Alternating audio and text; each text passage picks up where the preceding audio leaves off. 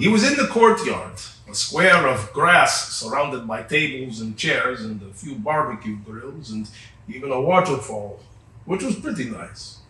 A couple of the places he lived in with his mom had postage stamp size backyards, but never one with a waterfall. Someone tapped his shoulder, and still on guard against zombies and killer dolls, he yelped. "Sorry," the shoulder tapper replied. "I didn't mean to scare you." "Like you'd scare me," he fired back.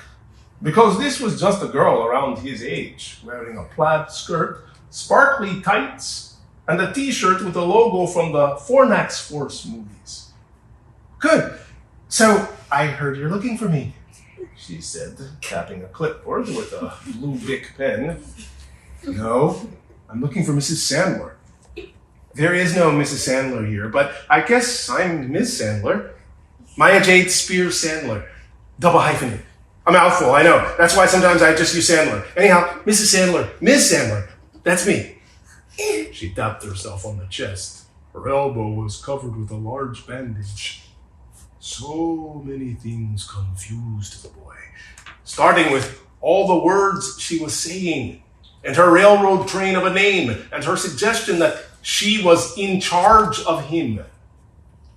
"Maya Sandler?" he asked. "Maya Jade Spears Sandler," she said. "But you can call me Maya Jade." "Maya Jade," he repeated. "No, Maya Jade, with a hyphen."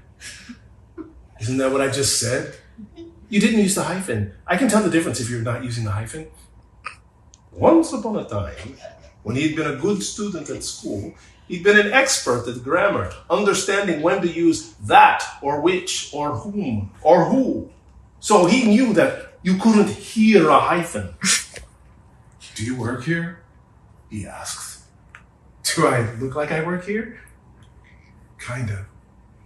She was clearly a kid, but she held that clipboard with such authority. "Duh, I'm 12.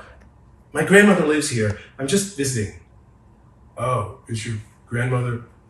He struggled to remember the name of the lady who tried to give him her doll. "Chinny?"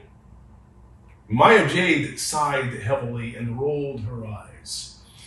"Chinny Kung is Korean. I'm Chinese. Big difference. And before you get confused and start asking me if all the Asians at Shady Glen are related to me, my grandmother is Vivian, and she's white. I'm adopted. No, I don't know anything about my birth parents, and no, I don't know how to make chow mein or do karate.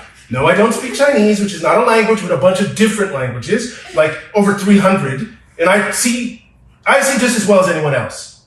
Any other dumb questions we need to get out of the way?" A not so dumb question popped into the boy's head. "Are you competing for the bossiest person of the year?" But he kept his mouth shut. "Anyhow," Maya Jade continued, "why are you looking for me?"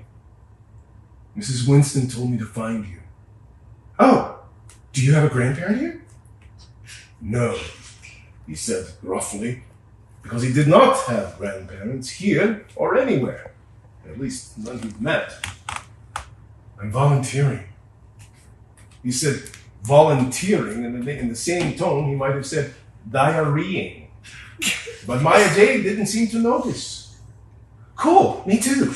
I mean, my nana lives here, but I'm volunteering for the summer. I'm kind of the activities coordinator." "You're volunteering here? On purpose?"